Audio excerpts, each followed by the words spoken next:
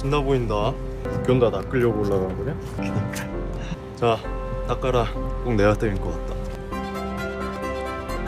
없다. 기차에 매점 있지 않아? 구경하는데. Pada saat Kim dan Sekyung pergi ke suatu tempat, ternyata di tengah-tengah perjalanan mereka diikuti oleh Dongsu dan Jongchul dimanapun mereka pergi. Dari bermain-main di pantai, pergi ke toko baju, sampai saat Kim dan Sekyung makan bersama pun mereka terus saja mengawasinya.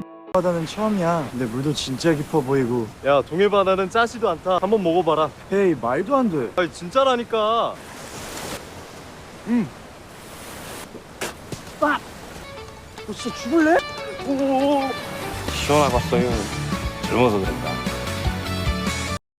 Di sisi lain, karena hari sudah malam, Kim pun memutuskan untuk mencari penginapan agar mereka berdua bisa beristirahat. Namun sayangnya tidak ada satupun hotel yang mau menerima mereka, karena pihak hotel tidak mengizinkan anak di bawah umur untuk menyewa penginapan tanpa orang tua. Karena sudah ditolak di beberapa hotel, Kim pun akhirnya pergi ke sebuah penginapan favoritnya semasa dulu untuk menginap di sana. Namun tetap saja Kim ditolak karena peraturan yang sama. Karena mereka sudah sangat lelah, akhirnya Kim memarahi pemilik hotel karena dulunya hotel itu pernah ditolong oleh Kim Dukpal dari preman-preman setempat. Sampai-sampai Kim pun harus membongkar rahasia besar yang dimiliki oleh pemilik hotel itu, dan ia pun mau memberikan kunci kamar kepada Kim. Namun ketika Dongsu dan Jongchul datang, mereka merasa heran karena pemilik hotel itu memarahi mereka karena Kim Dukpal sudah membongkar rahasia besarnya itu. Akan tetapi Dongsu dan Jongchul tidak pernah mengetahui hal tersebut karena Kim Dukpal tidak pernah menceritakan kejadian itu.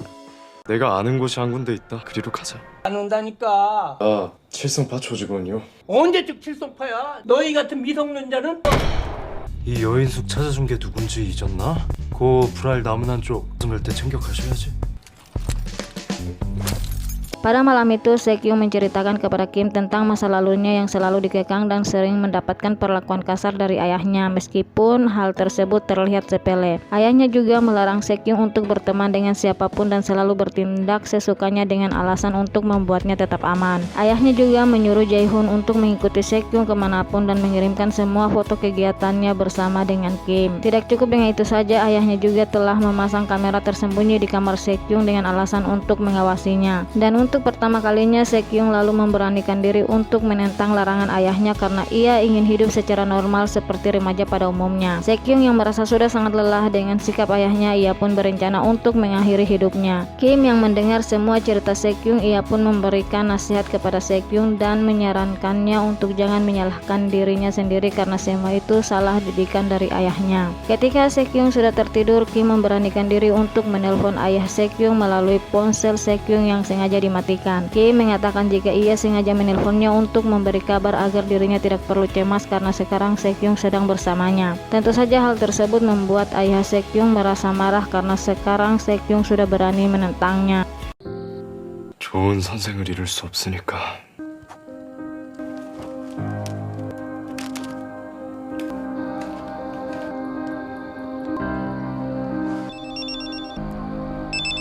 세경이 전화 키면 곧바로 연락 올 거라고 생각했습니다. 있을 줄 알았다.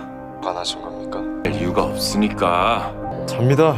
피곤했던 모양입니다. 와서 빌라고 해. 우선 없다고. 정도는 마음 편히 자도 되지 않습니까? 할 일이 아니야. 세경이가 판단할 일입니다. 걱정 마시라고 전화드렸습니다. 아들이 아버지를 무서워한다는 게 맞는 겁니까? Keesokan paginya, ponsel Jongchul berbunyi karena Kim menghubunginya dan meminta mereka untuk bertemu di restoran yang berada di lantai 2, di mana Jongchul dan Dongsu juga berada di penginapan yang sama dengan Kim. Karena masih ngantuk, ia mengira telepon itu dari Kim Dukpal yang asli. Namun saat mereka ingin pergi, mereka pun tersadar jika bos Kim Dukpal sudah tidak ada. Sesampainya di restoran itu, Jongchul langsung memarahi Yi-hoon karena selalu memerintahkan dan sama sekali tidak menghormati orang yang lebih tua darinya. Ternyata mereka dipanggil ke sana karena Kim ingin memberitahukan kepada mereka bahwa dia ada di dalam tubuh Song Hyun. Namun mereka tidak percaya dengan ucapan bocah SMA itu dan malah menganggapnya sebagai penipu. Akhirnya Yi-hoon pun menceritakan latar belakang kehidupan mereka yang hanya diketahui oleh Kim. Dari Jongchul yang pernah membelikan ayahnya tanah seluas kurang lebih 2.975 meter persegi karena ayahnya hanya seorang petani. Sampai Yi-hoon pun mengetahui jika ayahnya meninggal setahun lalu karena penyakit kronis. Dan juga adiknya saat ini yang berada di pusat perawatan rehabilitas dan setiap bulan biaya perawatan adiknya itu Kim yang selalu membayarnya. Dan untuk Dongsu sendiri, Kim juga menceritakan masa lalunya. Ternyata Dongsu yatim piatu. Pada saat pertama kali mereka bertemu, mereka masih berusia 19 tahun. Dongsu juga pernah ditipu oleh teman panti asuhannya sebesar $3.000 dan Kim bertemu saat Dongsu menjadi gelandangan. Karena kasihan, Kim pun membawanya ke sebuah restoran untuk menawarkan semangkuk suyuk. Dan setelah makan, ia menyuruh Dongsu pergi, namun Dongsu memintanya untuk bekerja dengannya. Dan Kim menawarkan menjadi gangster, dan setelah kejadian itu mereka pun berteman akrab dan memutuskan menjadi seorang gangster bersama. 너의 아버지 얘기부터 해볼까? 말 조심해. 나 가족 건들면 미성년자가 뭐가 없는겨. 너희 아버지 농사 지으셨다. 네가 아버지 농사 지으시라고. 그런데 작년 초에 지병으로 돌아가시고 장애 있는 너희 누나 시설에 보내셨다. 생색내는 게 아니고 지난달 시설비. 동수 너는 고하다. 왜 길거리에서 날 처음 봤지? 시설에서 나올 때 받은 300만 원. 길에서 헤매던 널 내가 국밥 먹고 이제 갈 길 가라니까 시켜주면 내 밑에 들어오겠다고. 그래서 내가 그랬지. 네 꼴랑 6,300원에 건달이 되겠다는 거냐? 그랬지. Setelah mendengar cerita Kim tentang masa lalu mereka, Dongsu dan Jongchul pun kaget, tidak menyangka anak Sema yang ada di hadapan Dongsu saat ini adalah orang yang selama ini mereka kenal. Namun ternyata Jongchul masih tidak menyadari kalau yang ada di hadapannya adalah bos mereka, dan malah mengira kalau Yihun adalah anak kandung yang selama ini disembunyikan oleh Kim Dukpal. 이미 진즉에 알고 있었어. 그래. 사실은 내가 네가 득팔 형님. 김득팔. 근데 우리가 인정하기 싫었던 거 왠지 아냐? 득팔 화가 나는겨. 그래. 아들이라고 믿는 편이. 그래, 뭐 이제 반말 자제하고.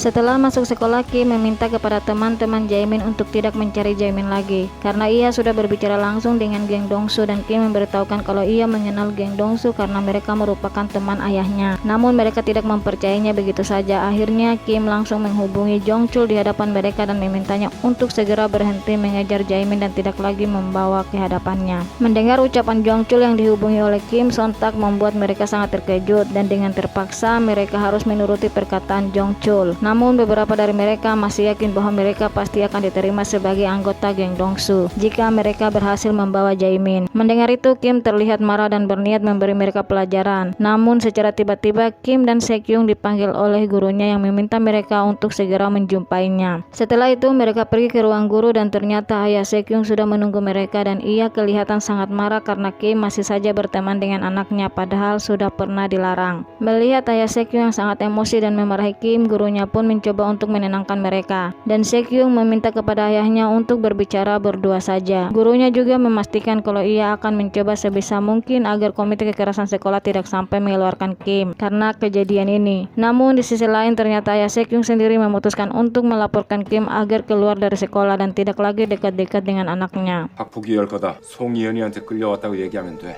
그게 사실이니까.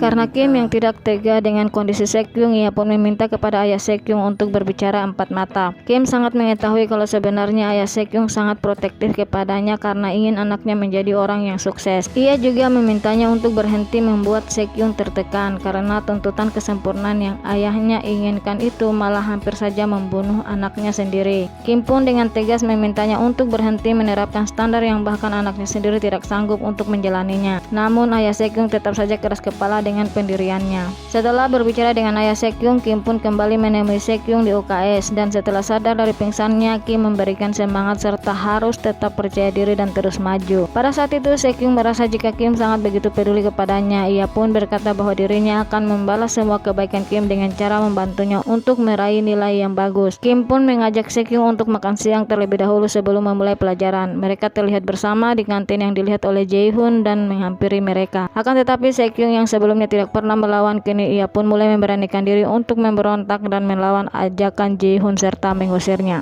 Di sisi lain terlihat Jaemin yang baru pulang dari kerja paruh waktu. Ia pun didatangi oleh teman-temannya karena mereka tidak merasa puas Jaemin dilepaskan begitu saja berkat bantuan Kim. Ternyata mereka masih saja berharap untuk diterima sebagai anggota gangster jika mereka berhasil menangkap Jaemin dan menyeretnya ke hadapan Dongsu. Jaemin yang mengetahui jika dirinya kini tidak lagi menjadi incaran Dongsu karena bantuan Kim, ia pun merasa dikhianati dan menantang teman teman-temannya untuk bertarung dengannya. Keesokan harinya tiba-tiba Kim dikagetkan dengan ibunya yang tiba-tiba teriak tidak karu-karuan karena kehabisan obat. Namun obat yang selama ini diberikan oleh Lee Mi-kyung katanya untuk obat penenang, akan tetapi malah membuat ibunya kecanduan seperti mengkonsumsi narkoba. Karena penasaran, Kim pun pergi ke sebuah apotik untuk mencari tahu obat apa yang diberikan kepada ibunya itu. Setelah diperiksa, ternyata obat tersebut adalah obat yang sangat berbahaya dikonsumsi dengan dosis yang sangat tinggi. Orang yang mengkonsumsinya bisa kecanduan, bahkan yang lebih parahnya mentalnya bisa terganggu sampai menjadi gila. Karena tidak terima dengan kejahatan Lee Mi-kyung kepada ibunya, Kim pun segera menghubungi Dong-soo untuk memintanya segera menangkap Lee Mi-kyung dan Kim akan menghukumnya dengan tangannya sendiri. Setelah Kim berbicara dengan Dong-soo, tidak berapa lama kemudian Lee Mi-kyung tiba-tiba datang untuk bertemu dengan Dong-soo dan kembali memerintahnya. Karena Dong-soo sudah mengetahui kebusukan Lee Mi-kyung, ia pun mencacinya dan memperingatinya untuk tidak bermain kotor dengannya. Akhirnya Dong-soo berani mengusir Lee Mi-kyung dan tidak peduli dengan janji balas budinya. Tentu saja Lee Mi-kyung merasa marah dan kesal karena telah dikhianati oleh Dong-soo. Namun mereka tidak peduli dan meminta Lee Mi-kyung untuk meminta maaf langsung kepada Kim dalam waktu 3 hari ke depan. Di sisi lain, pada saat Lee Mi-kyung akan pergi dari tempat itu, tiba-tiba ia tidak sengaja mendengar percakapan teman-teman Jaemin tentang penculikan ibu Yi-hoon yang dilakukan oleh Dong-soo. Karena memang sifat Lee Mi-kyung ini sangat licik, ia pun memanfaatkan kesempatan dan punya ide untuk menghancurkan geng Dong-soo dan juga Kim. Sementara itu di sekolah, saat Kim baru saja masuk ke dalam kelas, tiba-tiba teman sekelasnya menatapnya dengan tatapan yang aneh. Mereka seperti menghindari Kim. Namun salah satu siswi di sana bertanya kepada Kim apakah benar ia melakukannya. Akan tetapi Kim merasa ada yang janggal, ia pun kembali bertanya maksud dari pertanyaan siswi itu. Teman-teman Kim pun menjelaskan bahwa apakah benar dia telah menjadi perundung sekolah dan selalu menghajar Jaemin bahkan murid-murid lainnya. Kim merasa kaget dan mencari tahu kebenarannya. Ternyata kabar bohong itu menyebar karena Kim sudah dilaporkan oleh seseorang kepada komite kekerasan sekolah dan terancam akan dikeluarkan secara paksa dari sekolah. Ternyata setelah berbicara 4 mata waktu lalu, ayah Se-kyung belum sadar juga dan malah menantang Kim dan mencoba mengeluarkannya secara paksa dari sekolah atas tuduhan pelecehan, pembulian, dan premanisme. Di sisi lain, Lee Mi-kyung memanfaatkan teman-teman Jaemin untuk bersaksi kalau Yi-hoon telah merundung mereka. Bahkan Lee Mi-kyung melaporkannya ke pihak kepolisian. Tentu saja mengetahui kalau ternyata dirinya sudah terpojokkan, Kim pun tidak bisa menahan diri lagi untuk segera bertemu dan memberi pelajaran kepada Lee Mi-kyung dengan tangannya sendiri.